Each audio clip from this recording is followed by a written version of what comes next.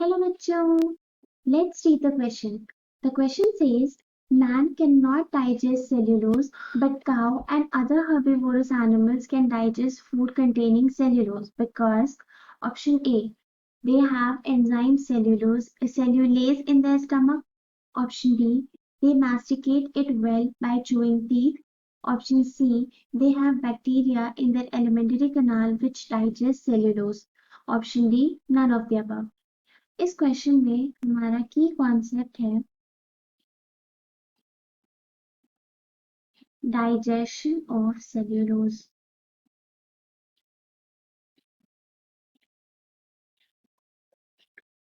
तो अगर हम बात करें सेल्यूलोज की, तो सेल्यूलोज एक हाईली ब्रांच्ड मॉलिक्यूल होता है और इसका डाइजेशन सबसे ज्यादा मुश्किल होता है।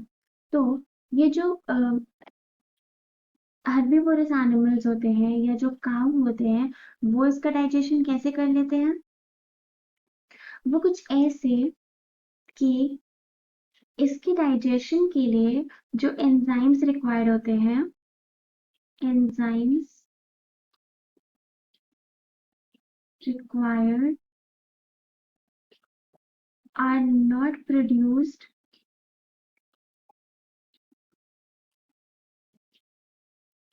by any higher animal।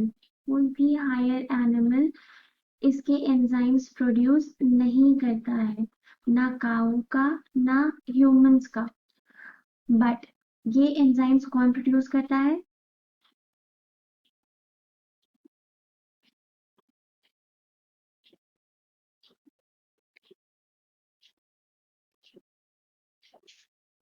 Bacteria.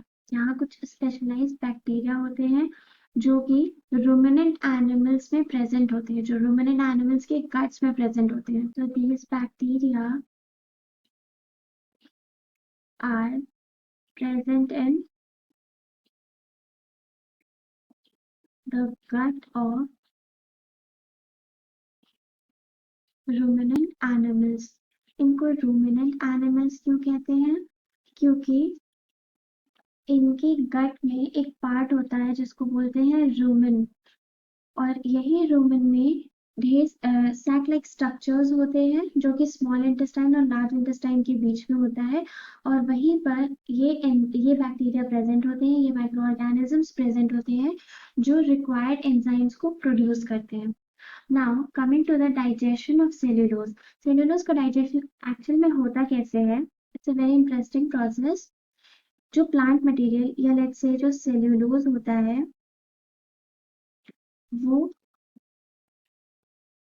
इसको ये मास्टिकेट करते हैं और फिर ये स्टमक में चला जाता है। फिर ये कांटेक्ट में आता है विद दीज पर्टिकुलर एंजाइम्स जो कि होते हैं सेल्यूलेज, और सेल्यूलेज इस पे एक्ट करता है इन एन एरोबिक कंडीशंस और इसको पार्शियली डाइजेस्ट करता है।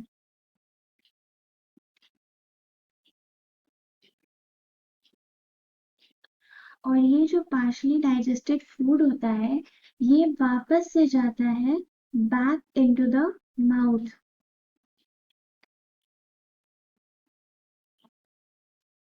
और ये फिर दोबारा से इसको मास्टिकेट किया जाता है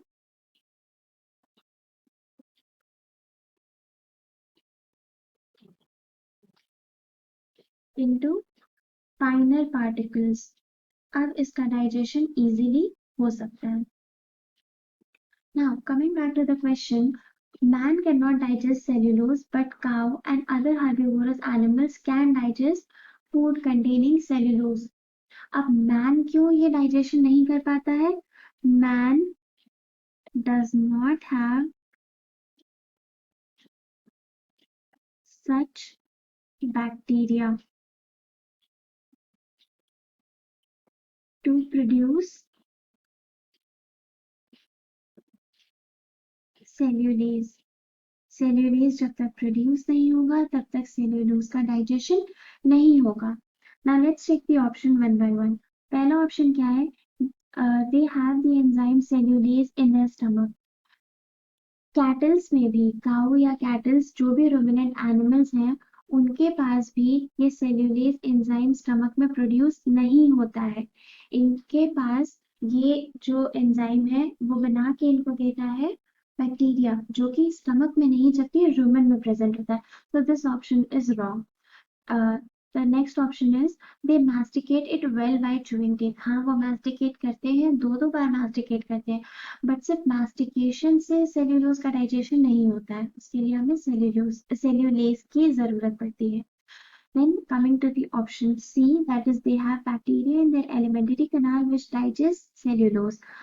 This option is correct क्योंकि जैसे हमने देखा कि इनके रूमेन में, जो कि एक एलिमेंट्री कैनाल का ही पार्ट है, वहां पर बैक्टीरिया प्रेजेंट होता है जो कि सेल्यूलेज एंजाइम प्रोड्यूस करता है, और यही सेल्यूलेज एंजाइम सेल्यूलोज को डाइजेस्ट करने में हेल्प करता है।